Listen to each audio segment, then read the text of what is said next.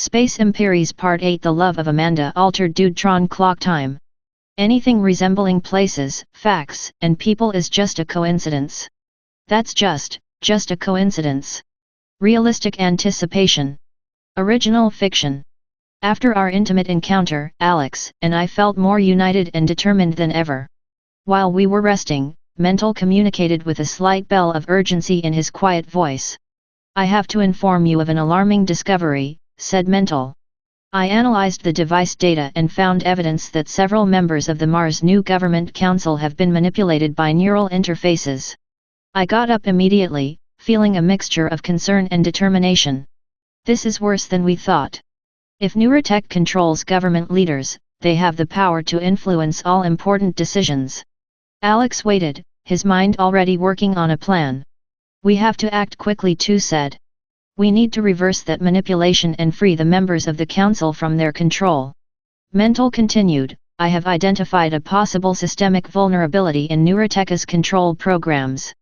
If we can infiltrate its central base and disable the interfaces, we could free the Council members and stop Neurotech once and for all."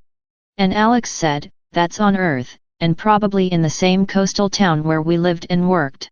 Too much coincidence, I have to warn my friend Zephyr." I looked at Alex with determination. "It's risky, but it's our best chance. We have the support of Los Veteranos. Together, we can it." Alex smiled, and I felt a renewed hope. "Then, there is no time to waste. We're going to get ready, and Menthol, we need to organize a team of backup people, with whom they meet requirements and can adapt to the gravity conditions of the Earth." Mental replied that he would gather volunteers from among Los Veteranos and communicate with the ship Aquila to articulate a journey seguro. While Mental was closing the communication to organize the team, I approached Alex and took his hand. "Alex, I know this is personal to us. Return to Earth, to our old life." Alex looked at me with a mixture of nostalgia and determination. "Amanda, I couldn't do this without you. We have gone through a lot together and in very little time, but I know that, with your support, we can overcome any obstacle." I smiled at him, feeling a deep connection. "By your side, Alex. Together, we are stronger." Memories and thoughts about his past on Earth, some are bitter. As I prepared for the mission, I couldn't prevent my mind from traveling back to Earth. I remembered the days in the coastal town where Alex and I worked. Mornings began with the sound of the waves breaking against the shore and the aroma of coffee in the air. It was a simple life, but full of purpose. I remember the long hours in the technical lab, working in an unstoppable team, always looking for new ways to improve technology for the good. I never imagined that those same technologies would be used for control and manipulation. I also think of personal moments, walks on the beach at sunset, shared laughter, and dreams for the future. The Earth was our home, and although Mars now occupies that place, I can't help feeling a punch of nostalgia for what was left behind. But there's also pain in those memories. The betrayal of Neurotech, the loss of friends and colleagues who could not escape its control. Those memories drive me forward, to fight for a future where no one else has to suffer, lose his freedom." I looked at Alex, and I saw in his eyes that he was also remembering. "We understand without words. We share a story that has shaped us and made us stronger. We know this is our opportunity to redeem ourselves and to protect those we love." On the Aquila ship, while Captain Jax Rylan and the 45 crew members were meeting with the veterans volunteers, I took the opportunity to get to know the members of the team better. Rafaela, the engineering specialist, impressed me with her technical knowledge and her passion for mechanics. We sat together in the restroom, sharing stories of our experiences on Mars and on Earth. I discovered that Rafaela had left her family behind on Earth to join the Martian cause, and her determination inspired me. Mextex, the revolutionary who had fought in the battles of Olympus Mons, had an imposing presence. However, speaking to him, I discovered a man deeply committed to justice and freedom.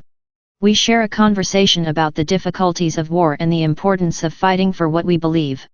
Dr. Lysandra Kale and Dr. Ilyana Trelov were an intriguing duo.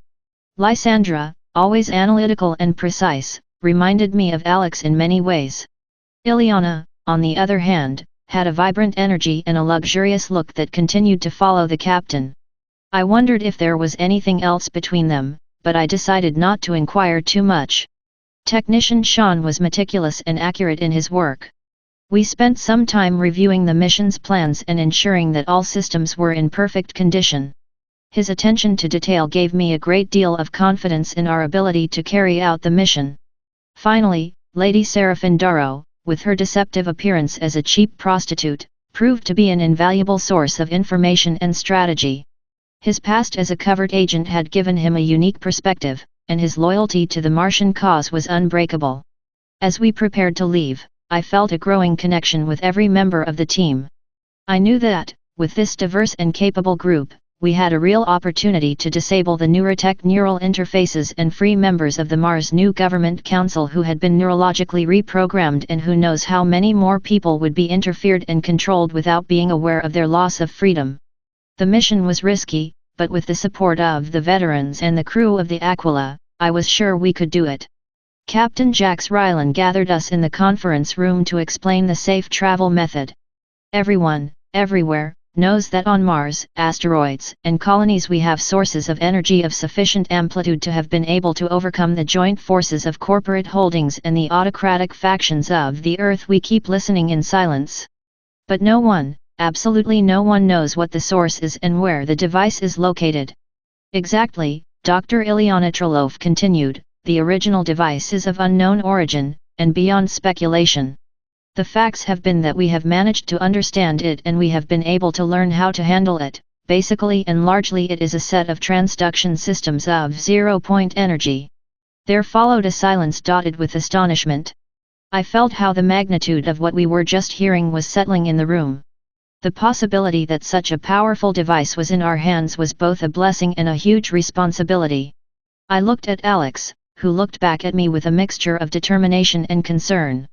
We knew that this mission was crucial not only to free the members of the Mars New Government Council, but also to protect this valuable secret. Captain Jax Rylan broke the silence. Our mission is clear. We must protect the device at all costs and make sure it does not fall into the wrong hands. With the help of the veterans and the crew of the Aquila, I'm sure we can that. I agreed, feeling a renewed determination. With this diverse and capable team, we had a real opportunity to disable Neurotech's neural control interface programs and free the council members and other victims. The mission was risky, but with everyone's support, I was sure we could do it. We managed to replicate the power transduction functions of the device, but the original remains on this ship and with network insulation systems. Dr. Ilyana Trelov followed, and the replicas that we developed are well guarded by disconnected volunteers. That is the main reason not to risk this ship, but to get you to Earth in a covert way, requires special maneuvers and added risks.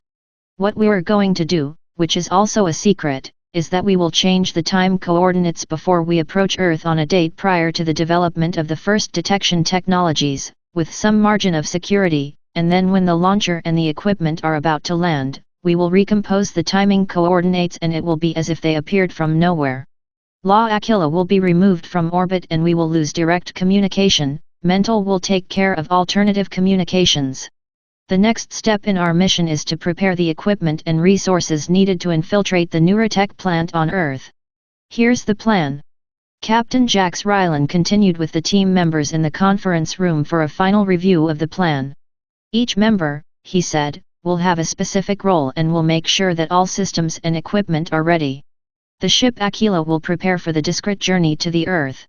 Alex will contact his friend Zephyr in Coast City to coordinate the mission and a secure meeting point. Zephyr will be crucial in providing local information and support. Once on Earth, the team will split into groups to infiltrate Neurotech's central base. Rafaela and Sean will be in charge of disabling the security systems, while Mextex and Lady Seraphine Darrow will lead the offensive to free all people who can from reprogramming. Disabling interfaces, Dr. Lysandra Kale and Dr. Ilyana Trelov will work together to disable neural interfaces and reverse the manipulation of government leaders. Mental will provide real-time technical support and monitoring. Extraction and return. Once the mission is completed, the team will gather at the extraction point to return to the Aquila spacecraft and return to Mars. The safety and success of the mission will depend on coordination and teamwork. Here's the plan from my perspective. The next step in the mission is to prepare the equipment and resources needed to infiltrate Neuroteca's physical plant on Earth. Captain Jax Rylan continued addressing the team members in the conference room for a final review of the plan. Each member will have a specific role and will ensure that all systems and equipment are ready. I felt the tension in the air as we gathered, aware of the magnitude of what we were about to face.